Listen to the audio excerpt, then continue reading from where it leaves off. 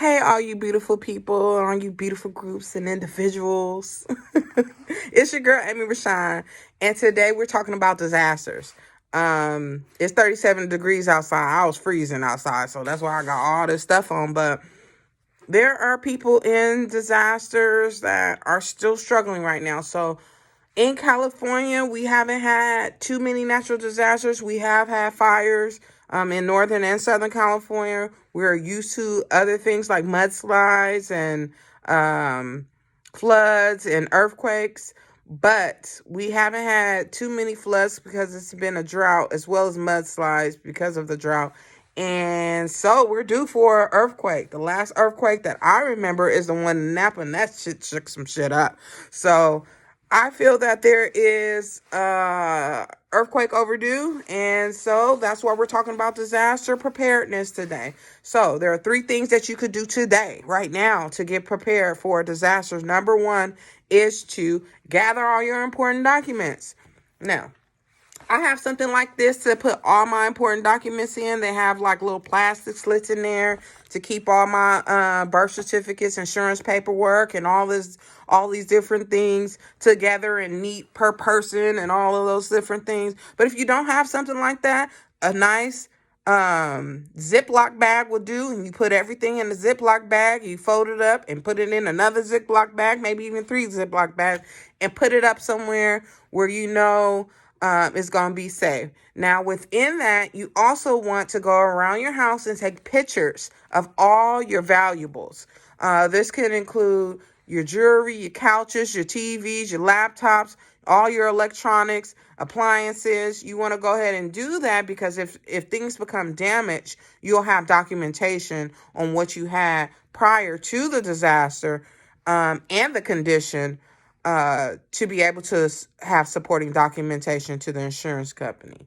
Now, you also want to make sure in the disaster that you're not taking on any misinformation. So you want to listen to your local news or local radio station to see any updates or changes. Now, number 2, you want to create a family disaster plan. Now, this will include where to meet, who the children can trust, and an out-of-town contact. You want to know where to meet. Whether you're in the same home, you want to say, hey, if there's something going on, we're going to meet in the kitchen. If you're outside the home and someone's at school, someone's at work, you want to say, hey, we're going to meet here. This way, children, adults, teens are not confused about where to go. One of the things that in a disaster people can take advantage. So you want to definitely let your kids know who they can trust and who they cannot trust. You say here and clear, you can go here, do not go here. That is plain and simple. You want to make sure your children are safe when they have to make decisions, possibly by themselves in a disaster. Last but not least, your out-of-town contact is the most important thing you can do. Make sure you have one. This is a liaison if there is an incident. Say, for instance, it's only me and my 2 children. So, say, for instance, I'm at work and Eli's at work and Nahari's at school. Well, that's 3 different spots that they're at. Say, for instance, I'm hurt at work and Eli, she's stuck at work. And their school is trying to coordinate where these kids can go. Well, the out-of-town liaison, I can call the out-of-town liaison and say, hi, I'm hurt, I'm headed to the hospital. I can call the out-of-town liaison and say, hey, I'm stuck at work, I can't get anywhere. And the school can call the out-of-town liaison and say, hey, what do we do? And can get some feedback as to where the child can go, or if the child can, just stay there until there are more updates. This will be your update person. This is going to be the most important person you're going to need. So make sure you get an out-of-town contact. Last but not least, you want to build a kit. You want to build a disaster kit. You want to be prepared. So in order to do that, you have to get some items. Now, what I've done is I built a home kit and a to-go kit. So I have two kits. I have two. One is more if we're going to be here, if we're stuck here. And one is if I have to go out and go find my kids, I got a backpack and we going to be good. So in my home kit, I do the recommendation, which is to have a gallon um, per person per day. I have tons of gallons of bottles and bottles and bottles on deck of water. Uh, you want to have canned goods and not forget a can opener. A lot of people will, of course, have the canned goods, but don't put aside a can opener. And then you're stuck trying to open a can. And then you want to have staples, which is like the rices and beans and just stuff that you can get by with if there is a disaster. Um, and you want to make sure you have high energy foods. Now, I put the high energy foods more in my to-go kit.